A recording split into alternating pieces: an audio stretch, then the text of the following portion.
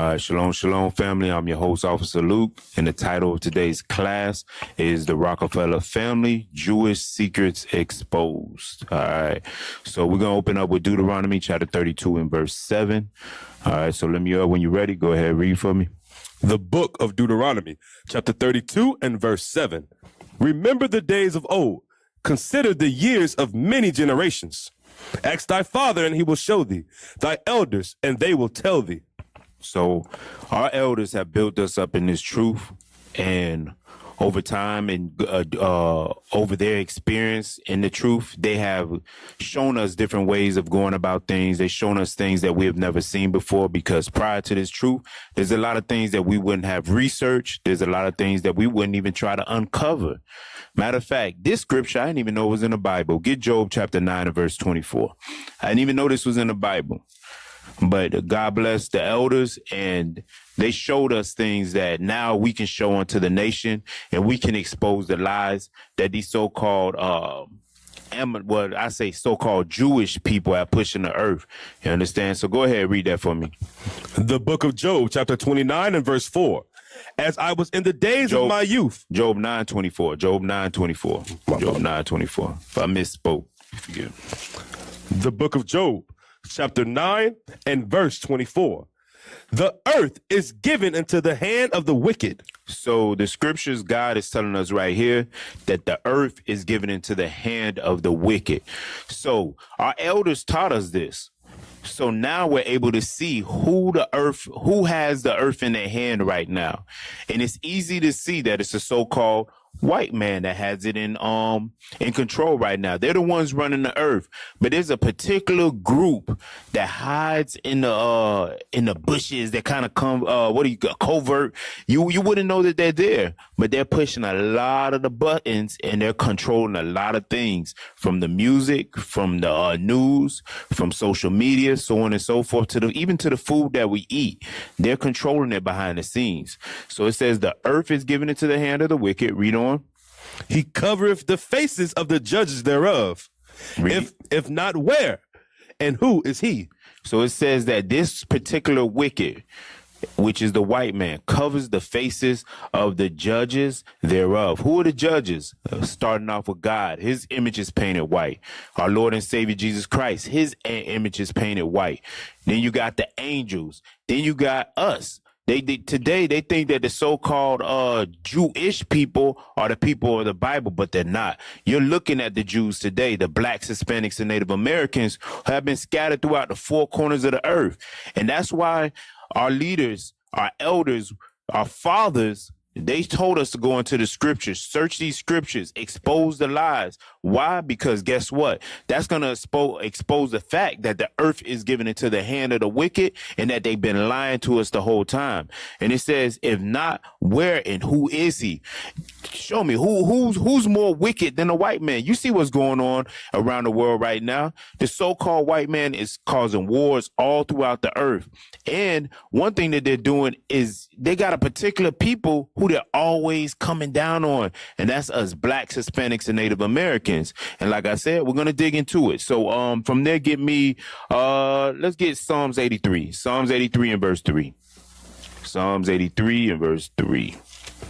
The book of Psalms, chapter 83 and verse 3. Read. They have taken crafty counsel against thy people, and consulted against thy hidden ones. They have said, come, and let us cut them off from being a nation. So wait. Back in verse 3, it says they have taken crafty counsel against thy people. So that crafty counsel goes into our education. It goes into the things that we eat. It goes into even the religions, the political system. Everything that they have done to us has been crafty counsel. And one thing about this, the so-called white man is patient. They're patient to make sure that things come across and that things go through. They pass laws through legislation. All these things are crafty counsel. And you know what else is very crafty? The fact that it says that they have hidden Where does it say it again? Verse 3, it says, and consulted against thy hidden ones. They hid our nationality. They hid who we are to the point that we're destroyed, that we don't even think about who we are anymore. We think we're African American. We think we're Haitians. We think we're Jamaicans. We think we're Puerto Rican, Cubans, so on and so forth. We don't even consider that we are the children of God. And that's real crafty counsel to do something like that. Read on. They have taken crafty counsel against thy people and consulted against thy hidden ones. They have said, come and let us cut them off from being a nation. So they cut us off from being a nation. Read on. That the name of Israel may be no more in remembrance. That the name of Israel will be no more in remembrance. Real quick, get Isaiah chapter 1 and verse 7 real quick. Isaiah 1 and 7. That the name of Israel will be no more in remembrance. And that crafty counsel goes back to the earth being given into the hands of the wicked and them covering the judges thereof. Read that. Isaiah chapter 1 and verse 7. The book of Isaiah chapter 1 and verse 7. Your country is desolate. Your cities are burned with fire. Your land, strangers devour it in your presence. And it is desolate, as overthrown by strangers. So today, our country is literally in fire, being burnt, and is being overthrown by strangers. And we know who those strangers are. So-called Amalek, the Jewish community. None of them give a damn about us. They don't care about us. Right now, they're over there overthrowing our country, and us blacks, Hispanics, and Native Americans, who are the children of Israel, we don't even think twice. We don't even consider that that's our land. We think we're from Africa. But then when we ask our brothers and sisters, hey, what tribe are you from? What part of Africa are you from? I don't know. Mm-hmm. That's how they look at you. You understand? So this is what's going on right now. And it's prophesied in the Bible that these things will come to pass. So right now, our country is being devoured by strangers. The name of Israel is no more. We do not consider. But it was a lot of crafty counsel that went into that. A lot of money, billions and trillions of dollars have been spent on hiding who you are. Now, go ahead. From there, get me Psalm 63 and 11. Psalm 63 and verse 11. The book of Psalms, chapter 63 and verse 11. But the king shall rejoice in God. Every one that sweareth by him shall glory. But the mouth of them that speak lies shall be stopped. So what we're doing today, we're finna stop them lies. We finna swell up that mouth with a spiritual ass whooping, and we trying to stop that mouth for these so-called Jewish people. They wish they were the Jews. We're gonna stop that. We're gonna cut all that short. And it's going to take time. You understand? Because guess what? As we raise the heat and we bring these scriptures out, guess what? The pressure's going to come down on us, Israel. The pressure's going to eventually come down on us. And guess what? We're going to have to stand strong in the Lord and the power of his might, right? That's what we say, right? So we're going to have to do that because guess what? Over time, as we bring these scriptures out and more of their lies get exposed, they're going to go even harder against the nation. They're going to come down even harder against us. That's when they start pulling out legislation. They start passing laws and so on and so forth to keep us from bringing his word out. But God said they can't stop this. They can't stop this. So all you got to do is keep the faith and endure to the end. All right. So from there, pull up that first video. Pull up the first video. About the 1%. You don't really get what's going on. You're never going to meet these people. You're never going to have any sense of what it is that they control. And most people, I think, have no idea. People like Teddy Roosevelt, who are willing to say, this is a bad thing. We do not want the society that is emerging here. These are people who have a lot of influence because of the amount of money they control. If you have conversations with people who are not in this business, they have no idea what real wealth means in America. They think that having $1 million makes you wealthy. They think that or having a salary of several $100,000 make you wealthy. And while it's certainly true, that's a vastly privileged condition compared with most people. So it says if you got a little bit of money, you might think you're doing good, but you ain't doing as good as you think you're doing. Play on. Is so far outside our normal experience that it does become invisible. You're never going to meet these people. You're never going to have any sense of what it is that they. It said that These people have so much money that you would never meet these people. They become invisible. And we're going to show you how invisible they are. Play on. Control. And most people, I think, have no idea. This is very strange. And it's kind of scary because, it's one thing if someone without a lot of power seems to be going off and into a rage for no good reason. But these are people who have a lot of influence because of the amount of money they control. Even all right, those pause it of right you there. who talk about Pause it right there. All right.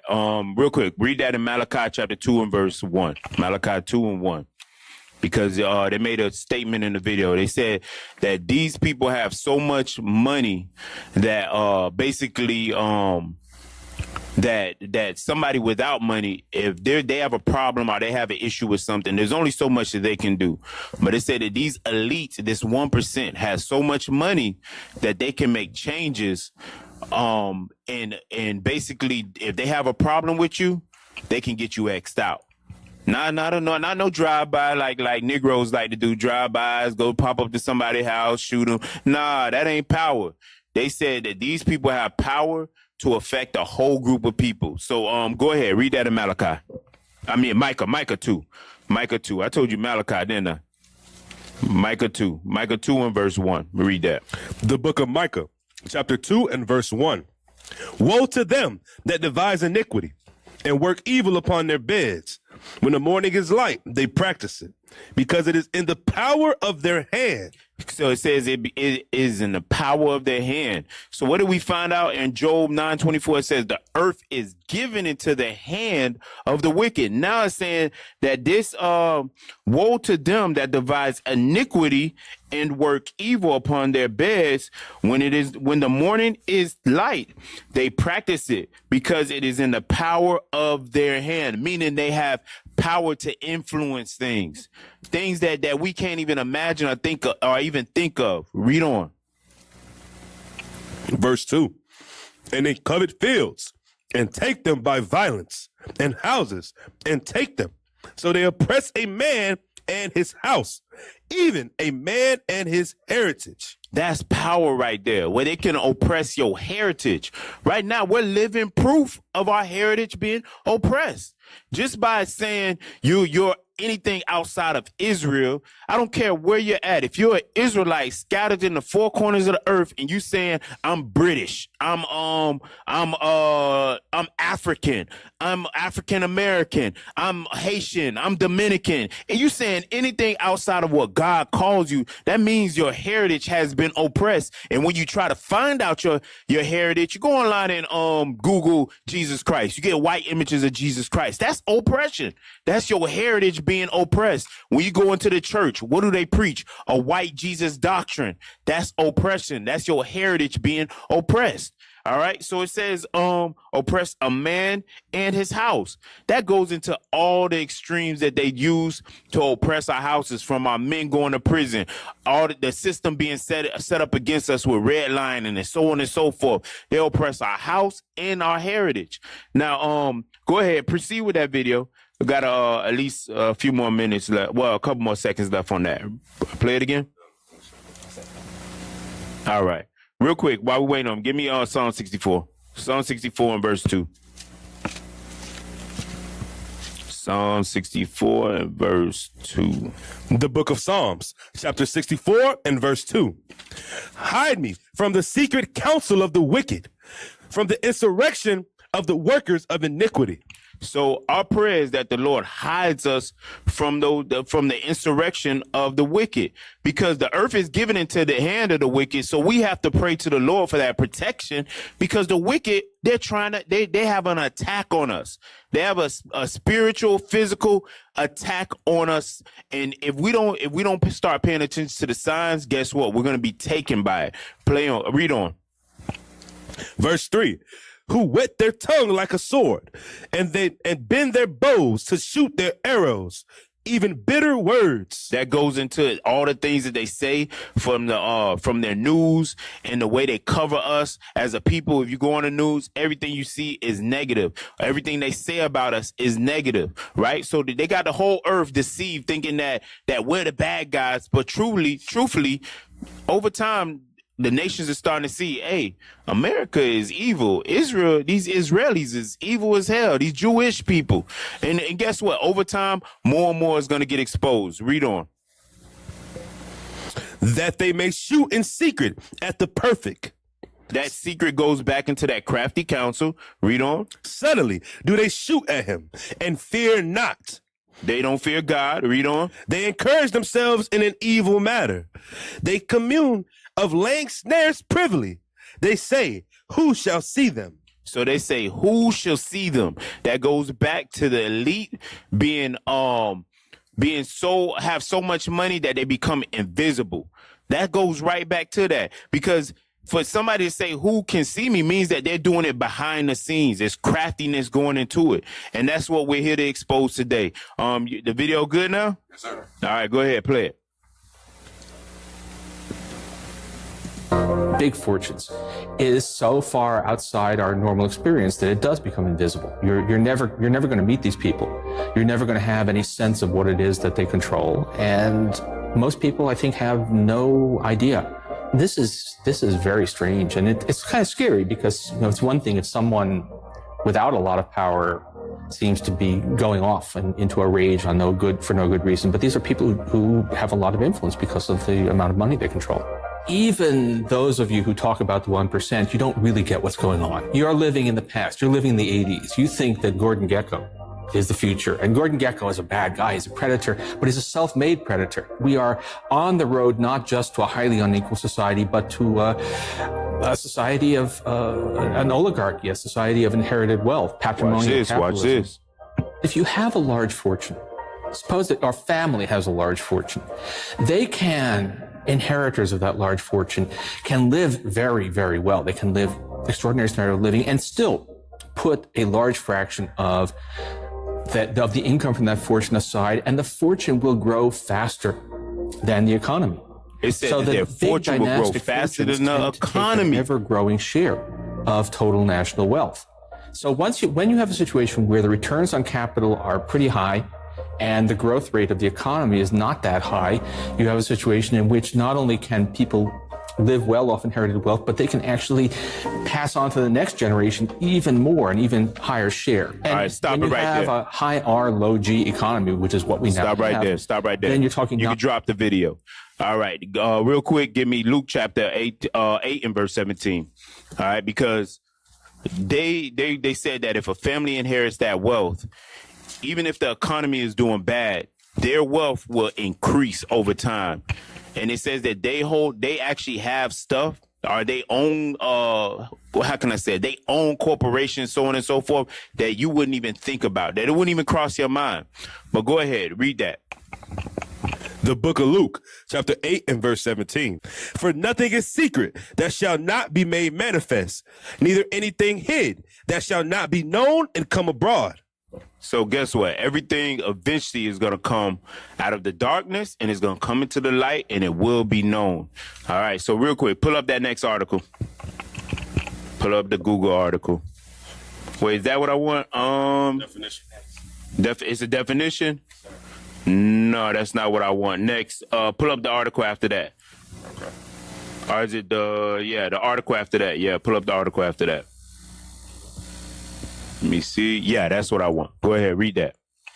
The Rockefeller Family Secret Jews, a book overlooked by most people and published for sale mainly within the Jewish community, states that the Rockefeller are Jews of Sephardic descent, meaning Spanish and Portuguese Jews. The book is entitled The Grandees America's Sephardic Elite. The author is Stephen Birmingham, who is recognized by the Jewish community as an expert on Jewish history. So he wasn't no typical guy. He was an expert. Now pull up the book, because it said Sephardic Jews. It said Portuguese. It said Portuguese in Spain. That's what it said, right? Lemuel? Yes, sir. All right. Okay. Yeah. I thought I heard that. Go ahead. Pull up the book real quick. Pull up the book. All right. This is Nature Knows No Color Line by J. Rogers. Now, go ahead. Read the insert. Matter of fact, pull up. Is that what I want? Yeah. I think that's what I want. Let me see. No, that is not what I want. I want the one where it says on the Spaniards, on the Spanish, and it's the definition, I believe. Okay. Is it the definition? Yes, sir. That the one with the Spain and Portugal? All right, yeah, that's what I want. Read that. Moreno, in medieval Spain, a Christianized Jew or more, especially one who merely professed conversion in order to avoid persecution. All right, now go back to the book, because it is the book that I do want. I think I just had the page out of order.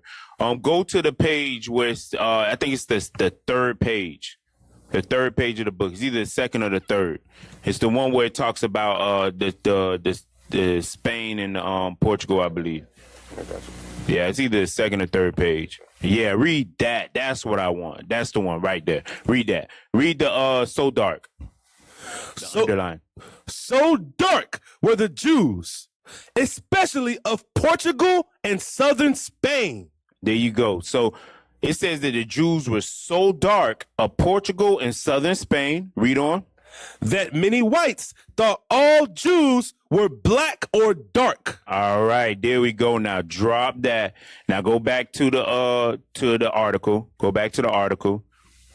And matter of fact, can you pull up a picture of the Rockefeller family while he reads the article? Pull up a picture of the Rockefeller family so we can see who the Rockefeller family are and what they look like. Let's see if they're so dark, if they're extremely black. Because last time I heard the Jews are so-called white people, Jewish people. But let's see if these are black people. I caught you off guard with that one. My bad. I threw a curveball. So this is the Rockefeller family. Oh man, they're so ugly, man. Damn, some ugly people. Keep going down. Let's see. Oh, all right. Enough of them demons. All right, take them off the screen. All right, okay. Go back to the article. Go back to the article. All right, read. Second paragraph.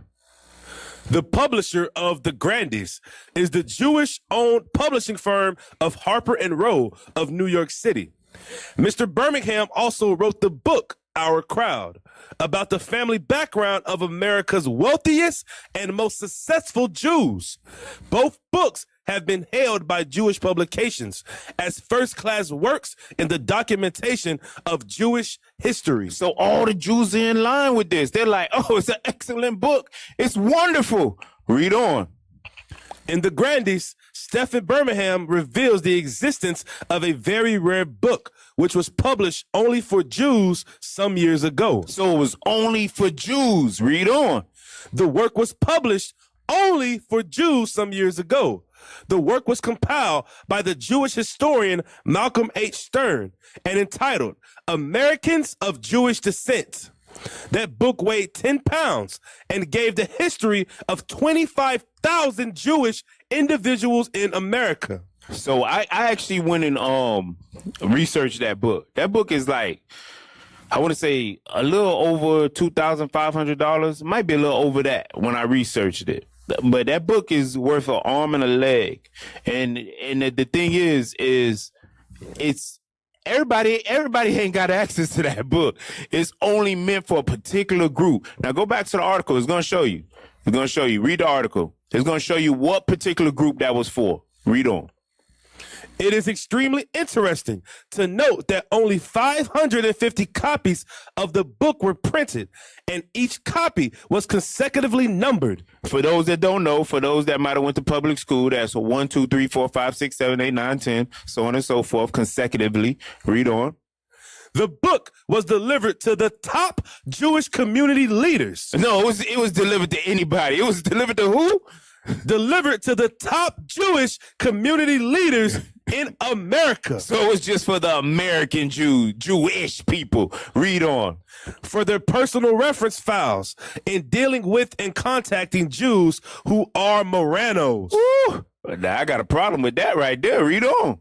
Those Jews who pretend to be Christians in their community, but secretly hold to their Jewish faith and race when among their own kind. Man, these Jewish people ain't got to move around secretly. We see them marching in the street with flags and everything. They are not moving in secret. That is a damn lie. Now, real quick, pull up the definition. Let's find out about the Moranos. That's what I want now, the definition. Pull up the definition. It should be 2 definitions. I want the second. The second one. And then we'll read the first one. All right. There we go. Read that. Morano, a Spanish or Portuguese Jew. There we go. We back at what we read in the beginning. Read on.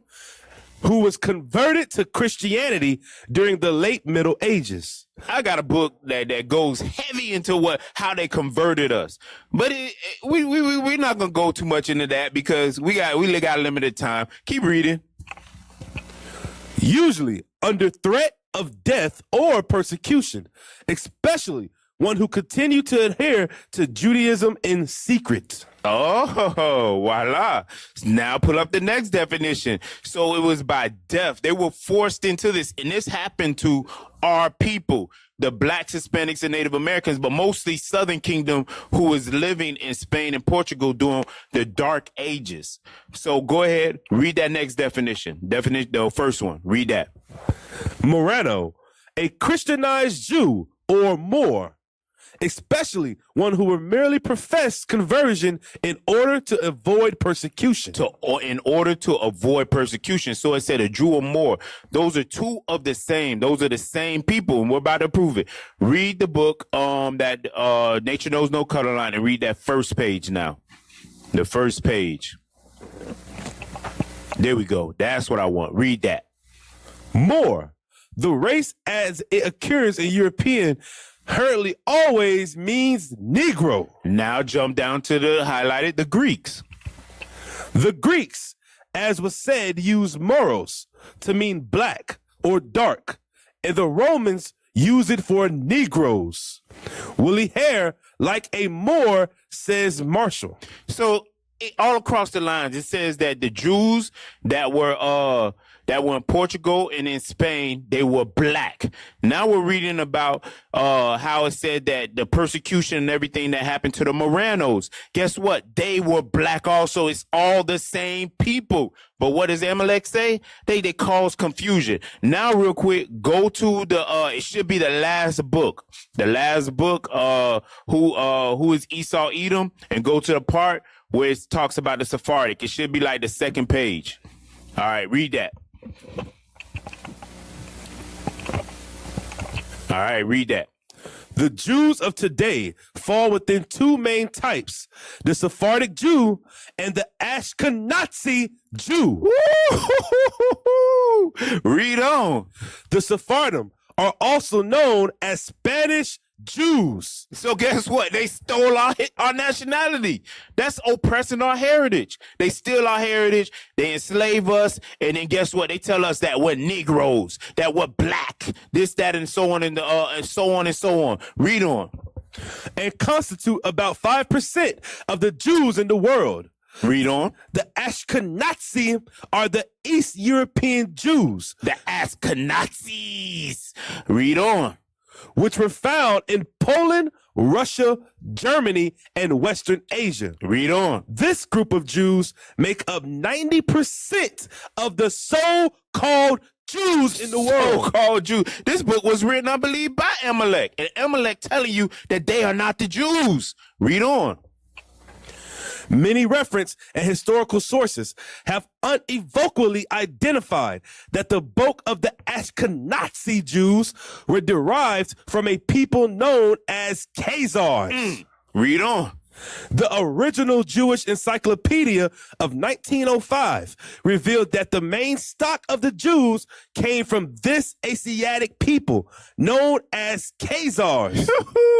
And we had bombs that be dropping bombs everywhere. Hey, real quick, now go back to the article. Go back to the article and let's finish the article out. Go back to the article and finish the article out. Which made their family one of the richest in the world. No one has ever explained how this family came into such wealth as soon as they arrived in America from France.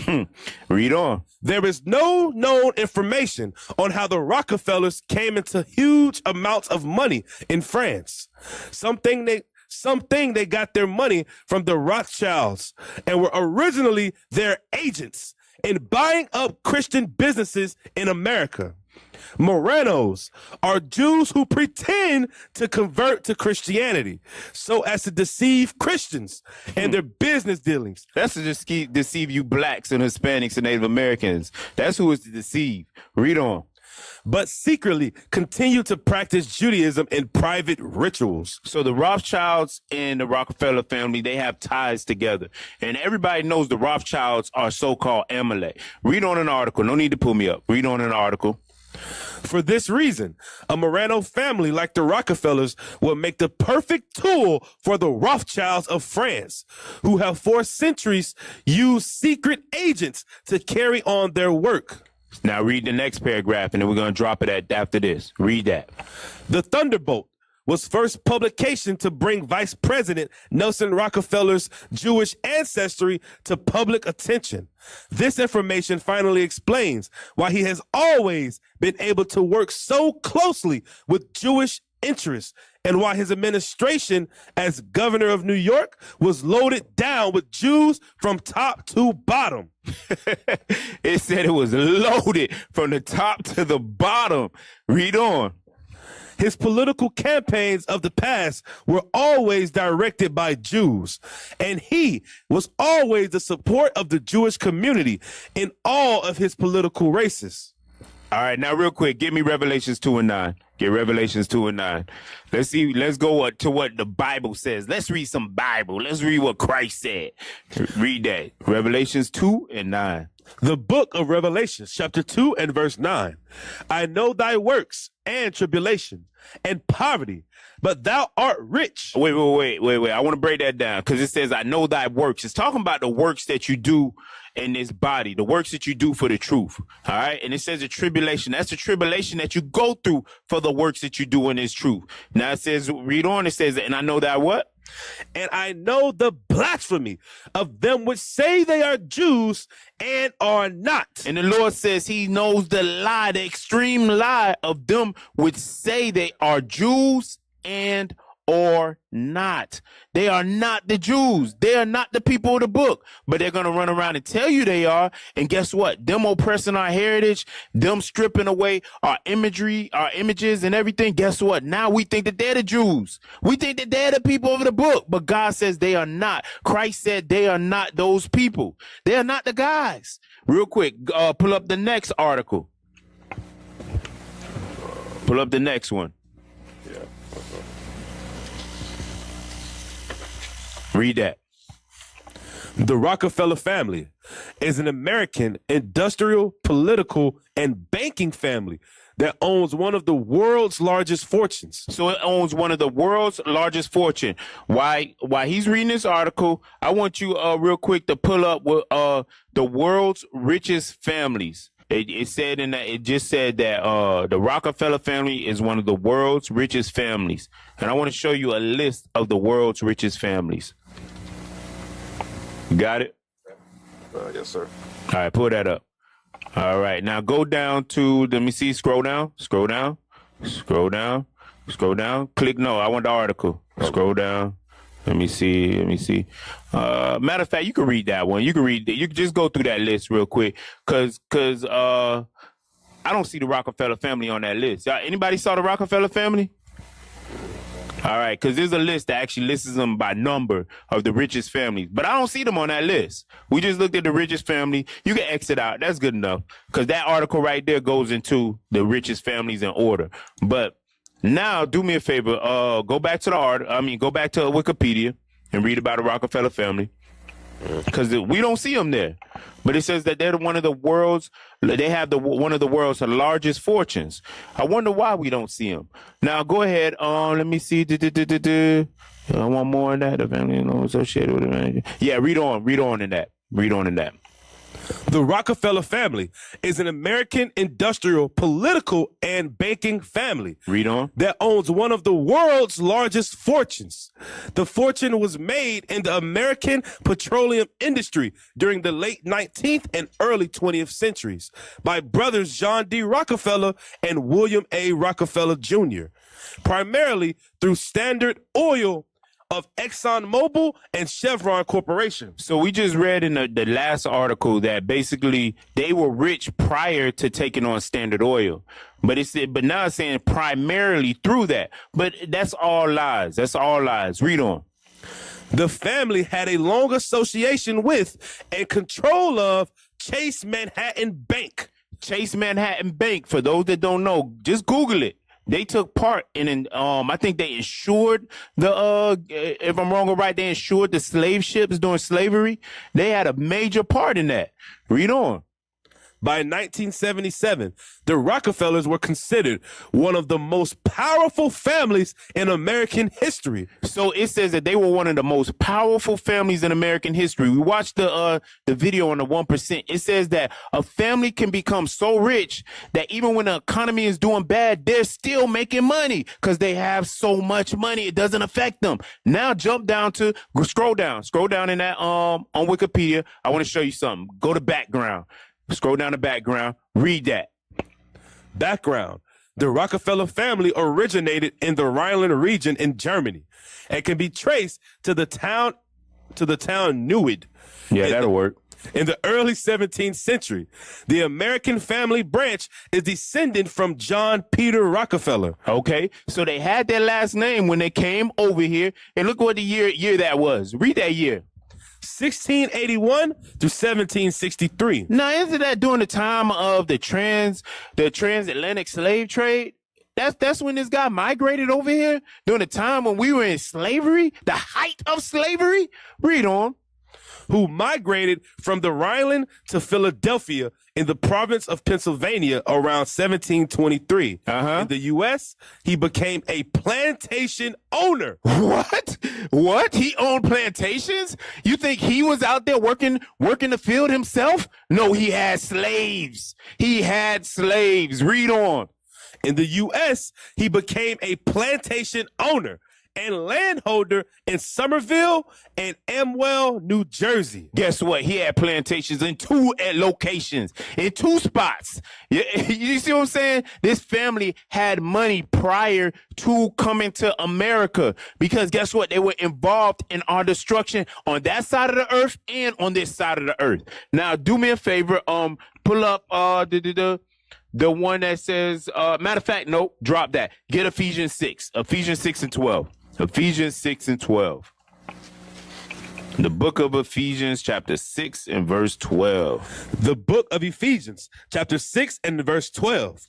For we wrestle not against flesh and blood, but against principalities, against powers, against the rulers of darkness of this world, against spiritual wickedness in high places. So that's what we're wrestling against. That's what we're warring against. We're warring against that spiritual wickedness in high places, in places that we can't see because they're up so high. They're up so high that we can't even see these people. And guess what? They're fighting in another realm that we don't even realize it. They're fighting in the spiritual realm. They're attacking our spirit. That's what Esau is doing. That's the reason why when you turn on the TV now, everything is pushing an agenda. It's pushing an agenda, and they push it inside of our children to try to numb them down.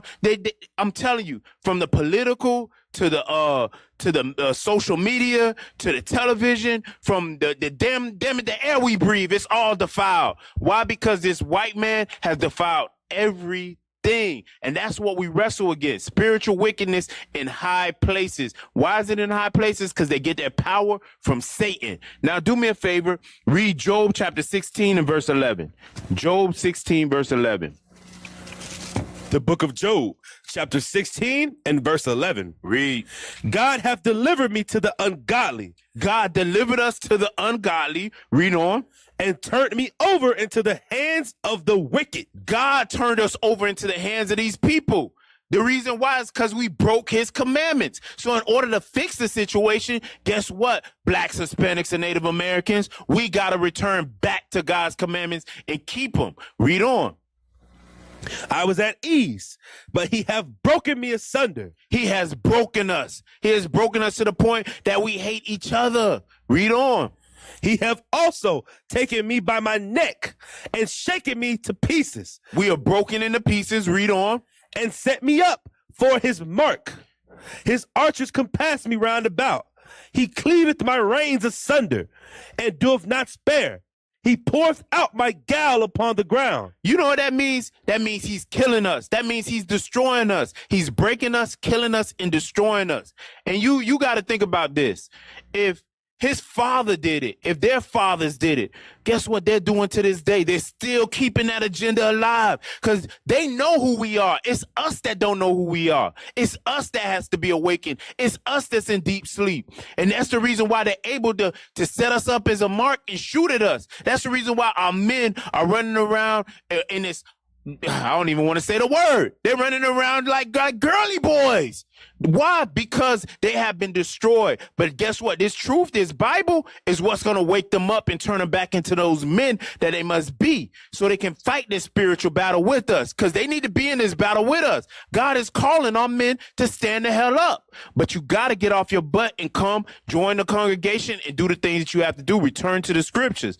Until then, guess what? You still going to be a mark. They're still going to be shooting at you. They still going to be taking aim at you and you still going to fall into their traps if you don't wake up. Now let's read on. Drop that now. Pull up the video because they didn't just shoot only at us so-called African Americans, the Southern Kingdom. They also shot at our brothers and sisters in Northern Kingdom, and we're gonna show you. Watch this. Pull up the video, the YouTube right there. Perfect. Is that start point? 3 minutes. Yep. Go ahead. Play that. Indian history. And so he takes me back to the museum, and he said, we got a lot of stuff on the Indians. He said this was actually like the government main community for a tribe of Indians that don't exist anymore. That tribe was called the Tin.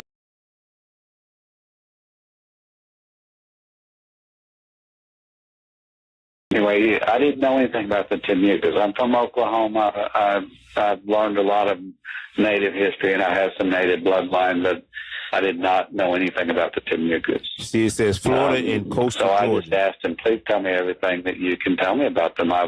There's something about the natives that I feel like I need to know. So he said, well, the Jekyll Island Club was actually built on top of everything that the Indians had. Pause So right they there. just kinda It said that they built everything on top of where the Native Americans were at. So if the Native Americans had a hut where they gathered and they kept their traditions, it says that that's where they built a building on top of. They built places, residences, so on and so forth on top of these locations. Go ahead, play on. wiped the village out and built the club on top of it. So wherever the chief's house was, there was a cottage now. Wherever the council house was, there was now the Jekyll Island Hotel. You know? And he said everything that's built and visible today.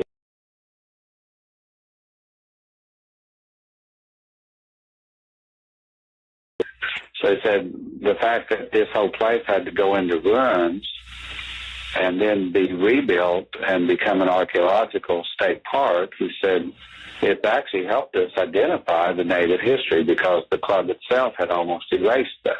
All right, I think that's it on that. And jump to the next next timestamp. Jump to the next timestamp. 12:27. Next timestamp. All right, so it says that they build clubs and they build huts and stuff on top of the chief's house, on anything that was significant to the tribe of to that so-called Native American tribe, which is the tribe of Gad, according to the Bible. So watch this. And I said, why can't I see it? Is it buried? He said, no, it's not buried, but it has a house built on top of it. I said, who would be crazy enough to build their house on top of a blood sacrifice altar? He said, well, Rockefeller was.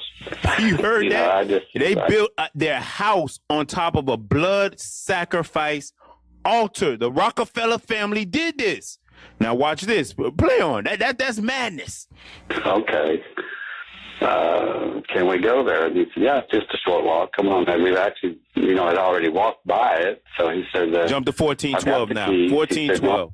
Jump to 1412. So the Rockefeller family built a house on top of a blood sacrifice altar. That tells you what kind of, how demonic these people are and what kind of people these are already. Goes back to the earth being given into the hand of the wicked. Nobody in their right mind would do something like that unless you're already wicked. You understand? Go ahead and play it. Sit down for a few minutes and read the newspaper, and I'll let you pray and do whatever you need to do. The room that they were sitting in when they drew up the entire legislation and plan to pass it that became the Federal Reserve Act. So this was the Federal Reserve Act was written on top of this blood sacrifice altar. The legislation was written on top of this blood sacrifice altar, this house that was built on it. Read on. Of the Federal Reserve banking system on the parlor, sitting on top of a blood sacrifice altar. Where babies were sacrificed. Yes.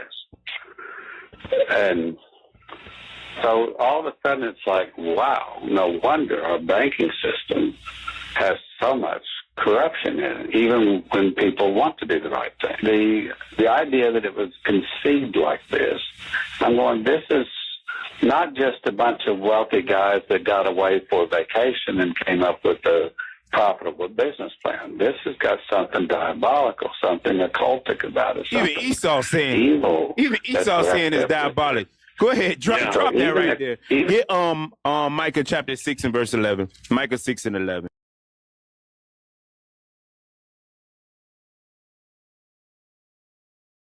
Go ahead, read that. The book of Micah. Chapter 6 and verse 11. You know what Micah at? We remember? Uh-oh, he's still flipping. Micah, chapter 6 and verse 11. All praises.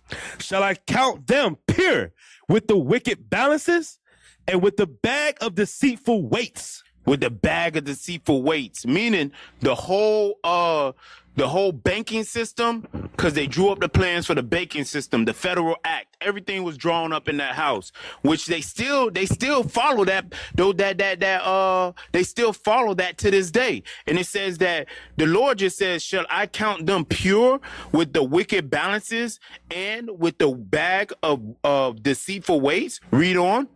For the rich men thereof are full of violence. They're full of violence. When they took that land from Gad, do you think they took it peacefully? No, they killed. Because when you watch that video, it says that they had the bones of some of the Native Americans in a museum part. They had the bones and stuff like that of the Native Americans in there. Come on now. What you need the bones for? What's the point? What's the point of this? And then they said that there were skulls and stuff like that they had in their back area. Man, there's a bunch of witchcraft going on over there. Rockefeller family are master warlocks. Read on.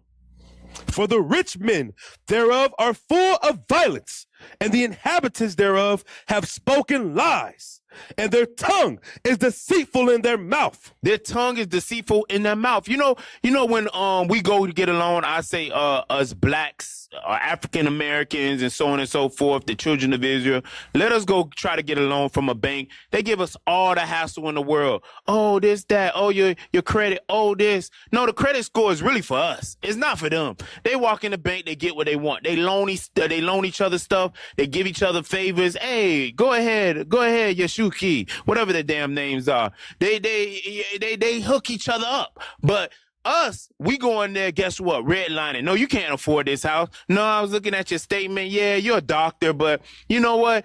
I don't think this house is good for you. Maybe you should try to go down a little bit. Your interest rate will go up this high, this don't. Wait, I got an 8 on my credit score.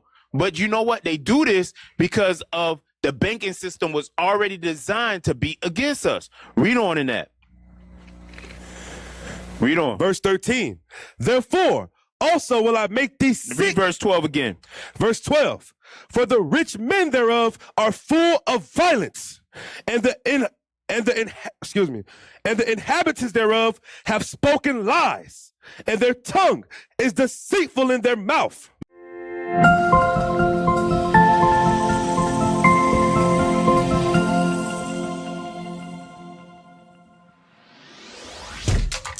Shalom, Israel. This is Bishop Nathaniel. I want you to know that you can view all our Sabbath classes live on IUIC TV. That's right, I said on IUIC TV.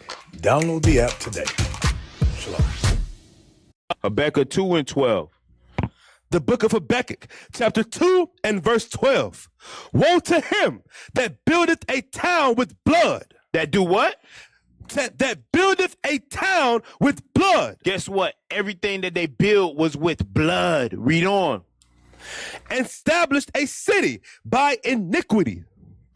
Behold, it is not of the Lord of hosts that the people shall labor in the very fire, and the people shall weary themselves for very vanity. Now drop that. Get me Isaiah 47 and verse 10. Isaiah 47 and verse 10. Isaiah 47 and 10. The book of Isaiah, chapter 47 and verse 10. For thou hast trusted in thy wickedness. So it's talking about America. It's talking about America, the United States of Babylon.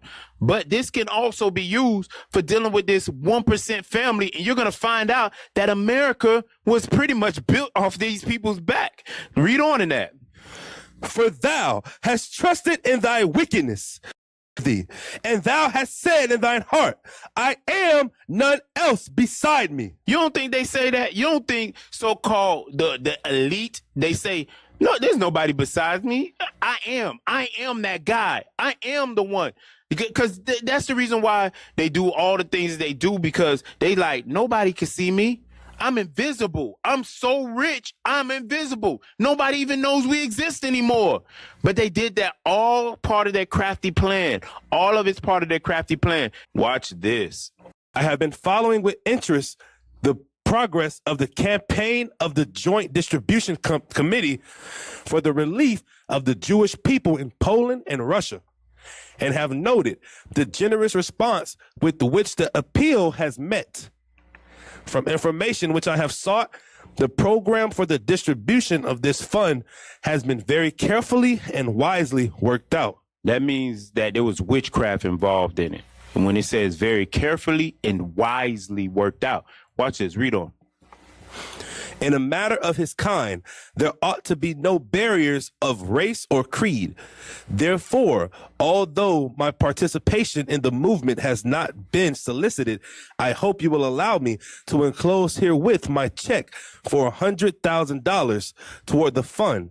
Which all right, real quick, I want y'all to understand $100,000 in today's, because I did the number, in today's term, that's $1,789, $789, give or take. All right, so that's a lot of money in 1926 to be given to JDC. But you got to understand why they gave it to JDC. Watch this. Finish off the rest of the letter, and then get ready. Pull up the stuff for JDC real quick. But finish this letter off. Read that. I hope you will allow me to enclose herewith my check for $100,000 toward the fund, which I do with best wishes for the successful campaign, consumption of the campaign. Now, who is it? Very truly, John D. Rockefeller Jr. So this came directly from John D. Rockefeller Jr., and it was sent to JDC. JDC, pull up that thing on JDC real quick. All right. Was that what I want? Read that. Yeah, just read that. JDC, the leading global Jewish humanitarian organization. So it's a Jewish humanitarian organization, JDC. Why was he sending money to JDC? Why do the Rockefeller family care so much about the Jews? It's the Jewish people, Amalek. Why do they care? Real quick from there, pull up the next the article. It should be on history.com. History.com. Pull that up. That one right there. All right. This day in history, May 14th, 1948. Read. State of Israel proclaimed. Now you're going to read the first paragraph. On May 14th, 1948, in Tel Aviv, Jewish Agency Chairman David Ben-Gurion proclaims the State of Israel, establishing the first Jewish state in 2,000 years. So that happened in 1948. That letter was written to JDC back in 1926, right? So watch this. Jump down to the fourth paragraph. All right, read that. After the failed Russian Revolution of 1905, growing numbers of Eastern European and Russian Jews began to migrate to Palestine, joining the few thousand Jews who had arrived earlier. The Jewish settlers insisted on the use of Hebrew as their spoken language. Yiddish. Read on. With the collapse of the Ottoman Empire during World War I, Britain took over Palestine. In 1917, Britain issued the Balfour Declaration, which declared its intent to establish a Jewish homeland in Palestine. Although protested by the Arab states, the Balfour Declaration was included in the British Mandate over Palestine, which was authorized by the League of Nations in 1922. Right. Because of Arab opposition to the establishment of any Jewish state in Palestine, British rule continued throughout the 1920s and 30s. So, real quick, it says that it was which was authorized by the League of Nations in 1922. Now, pull up the next article. Pull up the next article and go to the highlighted area. Got it? Yes, sir. Read that highlighted area. Indeed. But read the top first. Yes, sir. U.S. mission to international organization in Geneva. Right. Now we go now read this was written back in 2012. Now read the Indeed part, the highlighted area. Indeed, the headquarters building of the United Nations in New York was made possible by the generous donation by the Rockefellers of the land on which the Secretariat building now sits. All right. So the League of Nations building. So it says the United Nations. What did it say? Indeed, the headquarters building of the United Nations in New York, made possible by the generous donation of the Rockefellers. So that's what we want to get out of that. So that land that the United Nations sits on, which was the League of Nations first, was donated to them by the Rockefeller family. Now from there, get the next matter of fact, read Psalms 10, and then we'll get the next article. Psalms 10 and verse 4. Psalms 10 and then verse 4. The book of Psalms, chapter 10 and verse 4. The wicked, through the pride of his countenance, will not seek after God. God is not in all his thoughts. So God.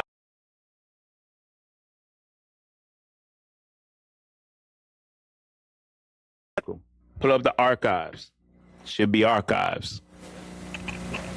God is not in their thoughts at all. So you see that they're behind a lot of this stuff. There was another article that said that Rockefeller family was behind the League of Nations. But read this, the one on archives. You got it? Yeah. Read that. The Center of Jewish History found one collection of record, Admiral Louis Lichtenstein Strauss papers. Yeah, that'll work. Read. The collection is comprised of papers pertaining to Admiral Louis Lichtenstein Strauss, his career and his community and organizational activities. He belonged to such groups as the American Jewish Joint Distribution Committee, JDC. Read on.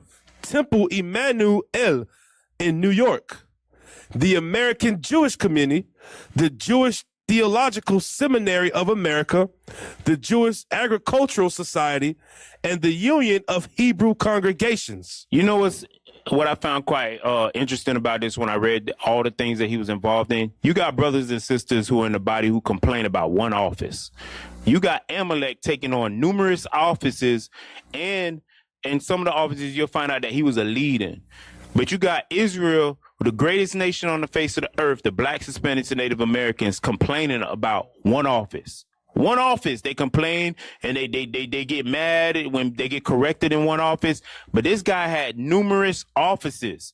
This is how we're supposed to think. Because everything that he was involved with had a you wish on it. You wish this, you wish that.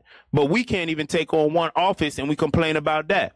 And, real quick, now pull up about this guy. Go to the Wikipedia and let's find out about this damn demon.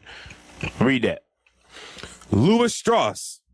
Louis Strauss was an American government official, businessman, philanthropist. When it says philanthropist, just know that he's involved in some kind of evil. Read on. And naval officer. He He was one of the original members of the U.S. Atomic Energy Commission in 1946. So guess who else he probably worked with, hand in hand with? Oppenheimer. Read on. And he served as the commission's chairman in the 1950s. Strauss was a major figure in the development of nuclear weapons after World War II. Read on. Nuclear energy policy and nuclear power in the United States. Now I want to show you something very interesting about everything we just read. Scroll down to where it says financial analysis. Analyst, financial analyst. Go down to that. Go down. It's right past this. Keep scrolling. Almost there. Keep scrolling. No, it's not. Yeah, it's a title. It's a title. Okay. Is it next?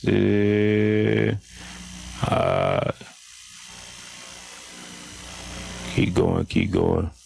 Did you pass it? All right, there we go. Read that first paragraph. Read that. Financial analyst. Beginning in June 1950, Strauss became a financial advisor to the Rockefeller brothers. Wait. Do you know what I found out about this? This guy was a nuclear physicist, so on and so forth. What the hell he had to do with finances? Read on. You'll find out. Read on.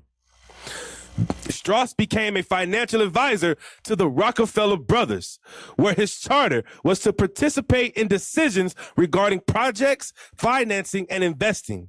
For them, he assisted in the founding of and served on the first board for the Population Council. He was also involved in the negotiations with Columbia University that led to a sale and leasing back of real estate associated with part of Rockefeller Center. Read on. The relationship with the Rockefeller brothers would last until 1953. So they had a 3-year relationship. Now go up and click on Population Council. Click on Population Council. Where'd you go? Click on it. Yeah, there you go. Read that. Population Council.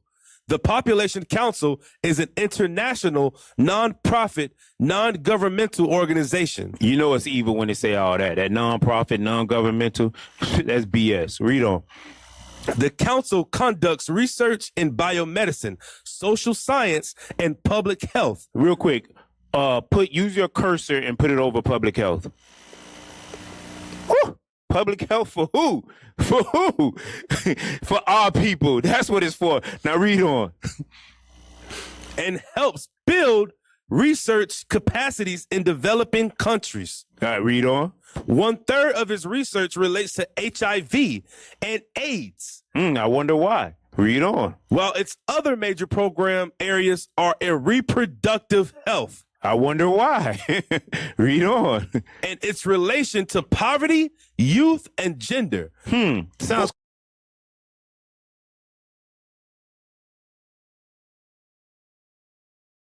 that they could be involved in contraceptive methods regardless of stereotypes. I wonder what stereotypes they're talking about. Read on. That limit male responsibility in childbearing. Ooh, that sounds real. That sounds like witchcraft right there. Now read the Population Council. It's like right there. The Population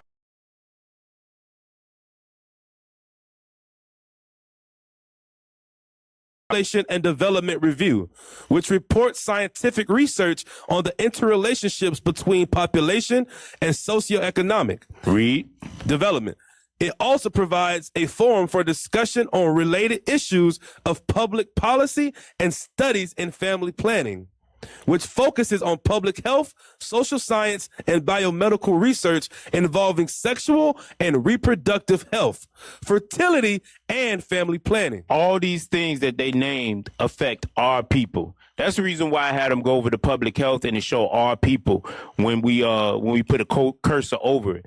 Because guess what? All this is intended with the purpose of coming at our people. And it mainly deals with our brothers and sisters over in the continent of Africa, but it also goes over to the South America and so on and so forth to us here in the States.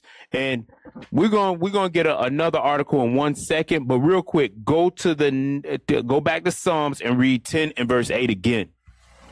The book of Psalms, chapter 10 and verse 8. He sitteth in the lurking places of the villages. In the secret places doeth he murder the innocent. His eyes are privily set against the poor. So that's what they're doing. They use these code words, nonprofit, so on and so forth. And what are they actually doing? They're actually going into our country. They're injecting not our country, but they're going where our people are at, and they're injecting them with different diseases and so on and so forth. We read about it all the time. But the thing is they do this. Why? Because their whole goal is to sit in the lurking places of the villages and come as Christians and say, hey, we love you. We're here for you. And then it says, and sit in the lurking place, in the secret places doeth he murder the innocent. His eyes are privily set against the poor. We see this all the time. How they're set against us, they're out to destroy us. But one thing we don't do, we're not smart enough a lot of times to see that they're actually out to destroy us. Now from there, pull up the next article. Catholic League. Yep, the Catholic League. The Catholic League.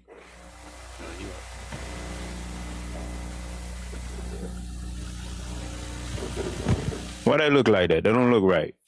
That's the Catholic League? Yes, sir. Scroll down. Let me see. Go scroll to the top. Scroll to the top. Let me see. Okay. Yeah. All right. Yeah. The Catholic League for Civil Rights. All right. Okay. Read that. Eugenics. Eugenics. Rockefeller and Roe versus Wade. So I'm pretty sure some of us have heard of Roe versus Wade. So read that. First paragraph. Everyone knows that the infamous Roe versus Wade opinion legalized abortion, but almost no one knows that legal abortion was a strategy by eugenicists as early as 1939 to genetically improve the population by reducing it. Don't we hear Bill Gates saying that now? Don't we hear all these elites saying it now? These are the elites that they push in the forefront. These are the billionaires that they push in the forefront, but they're behind closed doors controlling all of this. And you're going to see. Read on. In writing his opinion, Roe's author, Justice Harry A. Blackmun, relied directly and indirectly on the work of these British and American eugenicists. Eugenics is easiest to describe as being the Darwin-based theory behind the Nazis' plans to breed a race of human thoroughbreds. After Hitler, eugenic theorists advocated global control over who has babies and how many. It has been called population thinking. America's richest families promoted eugenicists and their many social initiatives, including Roe. All right, so including Roe. Now jump down to the fourth paragraph. 1, 2, 3, 4. The Catholic Church was and is the nemesis of eugenicists. Politicians in both political parties who position themselves against the Catholic Church and in favor of Roe align themselves with a host of eugenic strategies and fallout, which include human embryo exploitation, the trafficking in... Wait. You can't just skip that. You got to say what is nicknamed. Nicknamed stem cell research. So these damn demons are behind stem cell research. Read on. The trafficking in fetal body parts and euthanasia. So when you go have an abortion, sisters, guess what? They're trafficking your fetal body parts. Read on. They also align themselves with the Rockefeller family dynasty. So wait. So we just read about how it said in the last in the Wikipedia about the population, whatever it was called. But they said that basically that that their main thing was family planning. Was that what it said? Family planning, right? Family planning, which goes into fertility, so on and so forth, which also is an extension of what else? Abortion, right? Because you see these demons, man. They're trafficking our kids. They showing Edomite kids, but it's really little black babies that they're taking because we are the best. Now, do me a favor. Go back to the article. Finish that article off. Let's finish it off. So.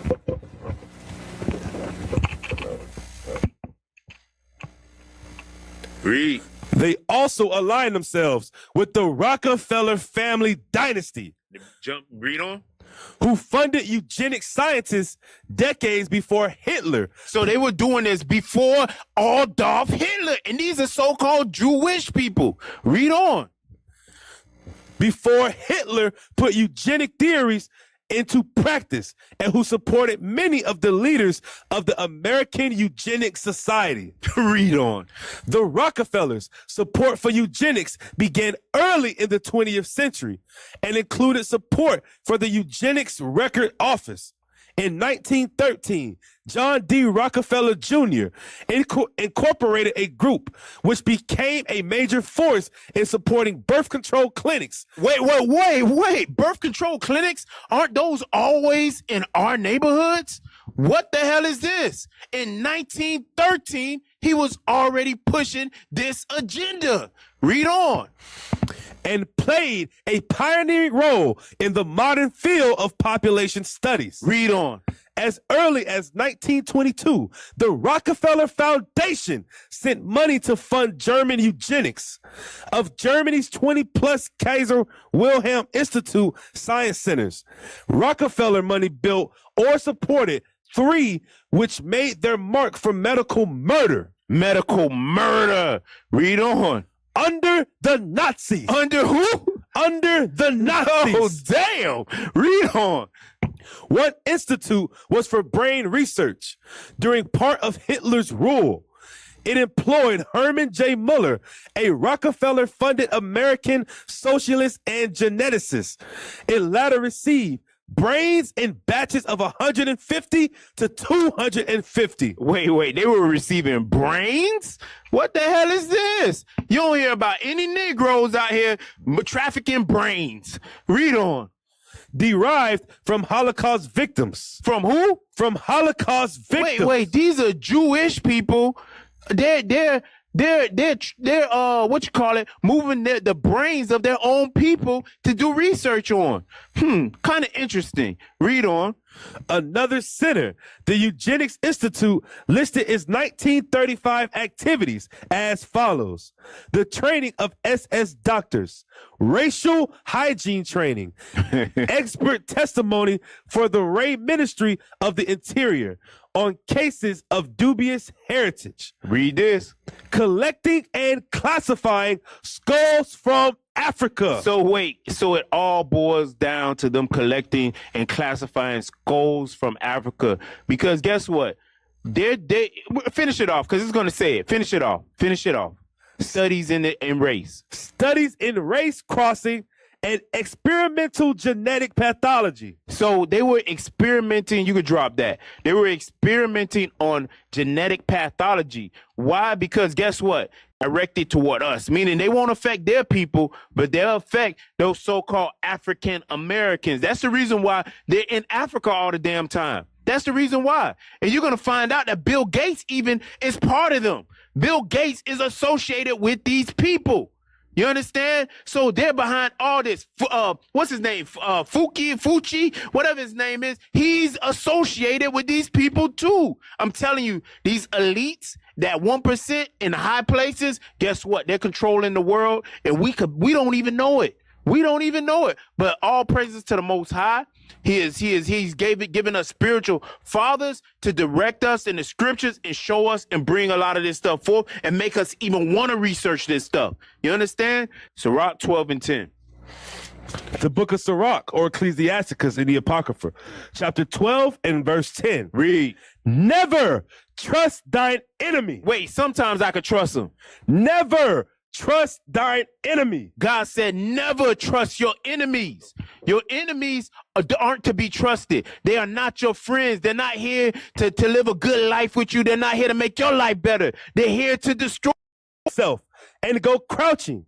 Yet take good heed and beware of him. So God says, beware of him, of them. Because he said they're going to come with all these fair speeches. Their words are going to be smoother than butter. They're going to tell you how they're here for you. They came over to the country to help you. We're here. We're setting up a program where we're going to give you free vaccinations. But the whole time they're injecting you with HIV and AIDS. The whole time they're injecting you with COVID. The whole time they're injecting you with damn Ebola. They're doing these things. Why? Because they seek to destroy you. That's why, because they hate you. Never trust them. Now, real quick, pull up the video about BlackRock. The BlackRock video. All right, go ahead, play it. What is BlackRock and how do they own everything?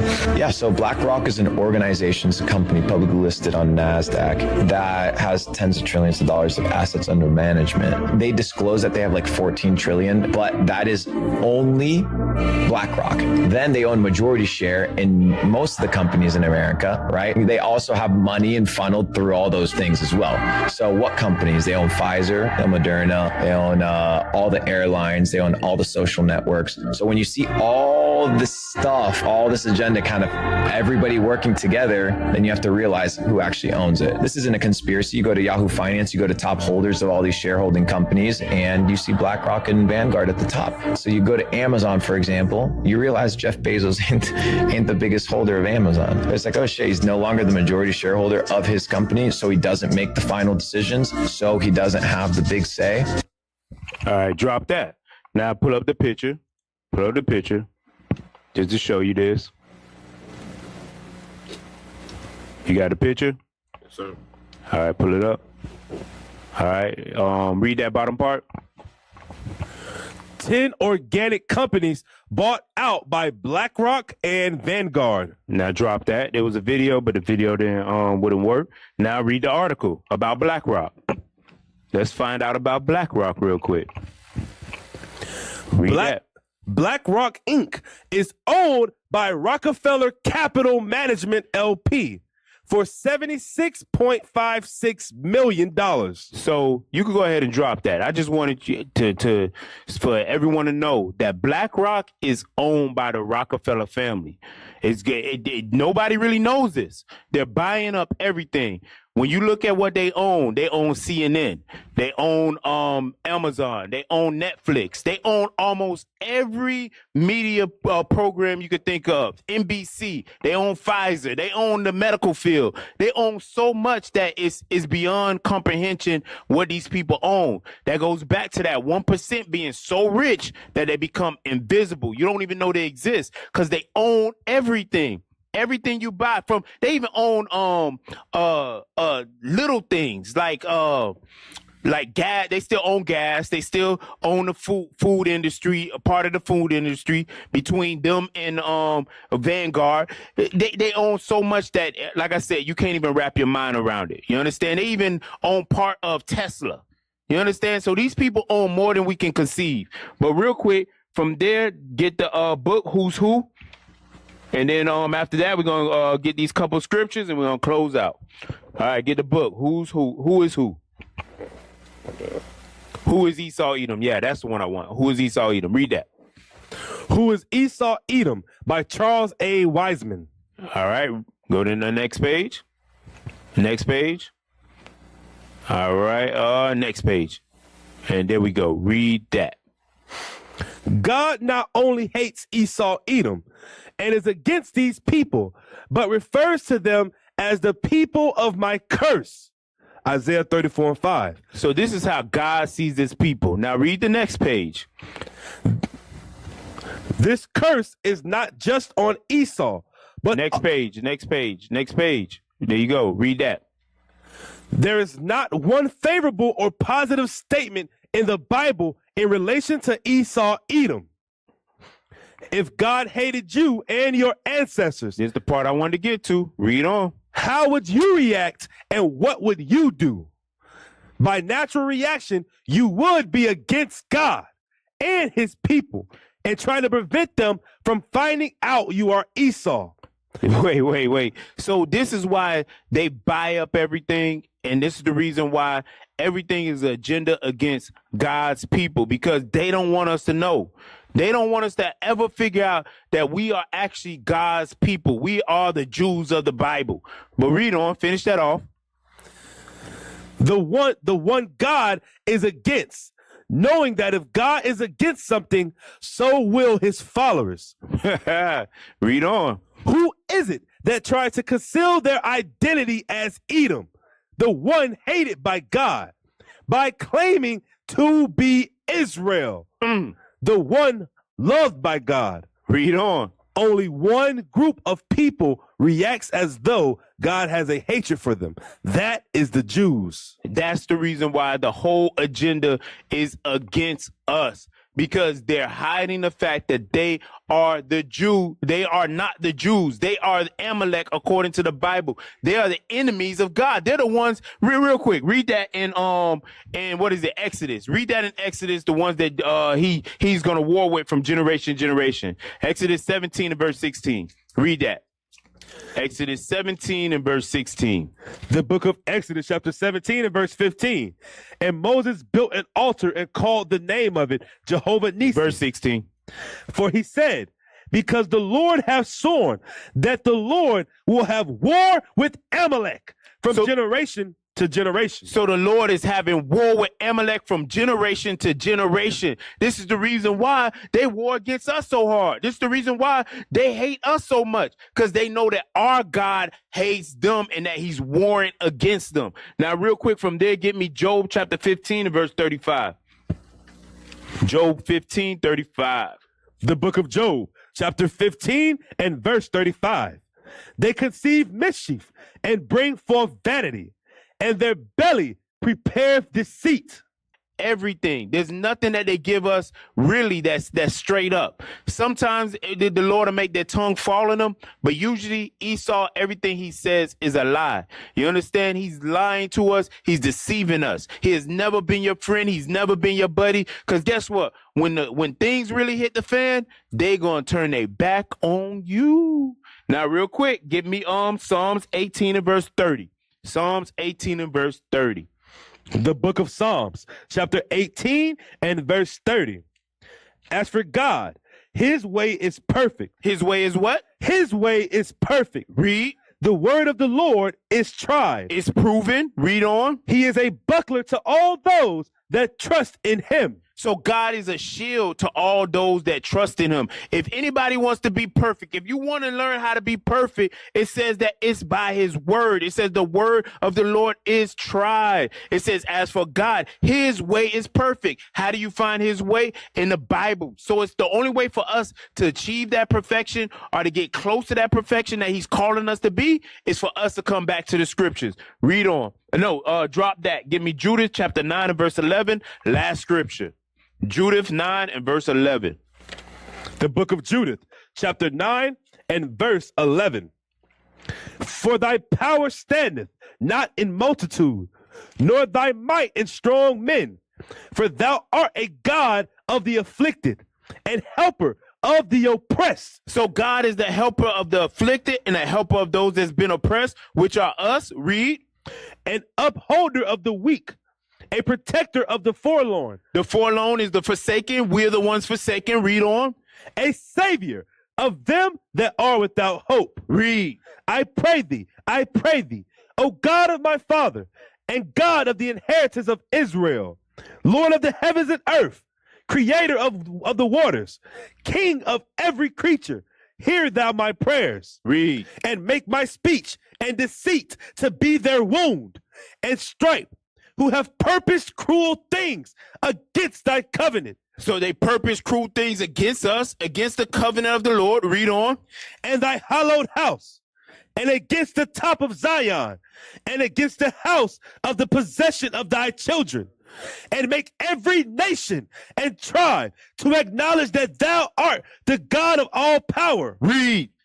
And might, and that there is none other that protecteth, and there none other that protecteth.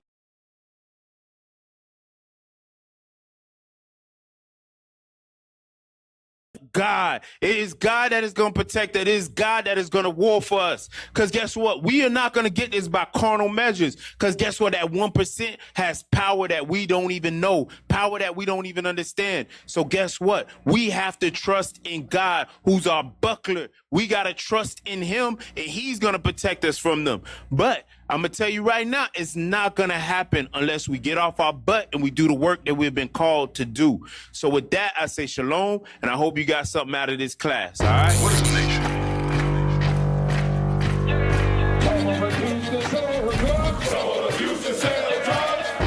Nation is men leading by example.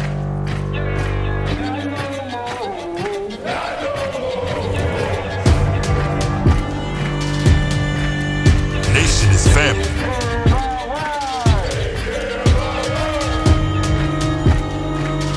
Nation is community. Nation is children with role models.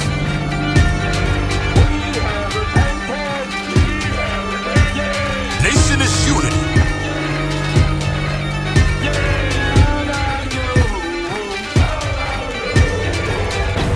Nation is you. And finally, my brethren, be strong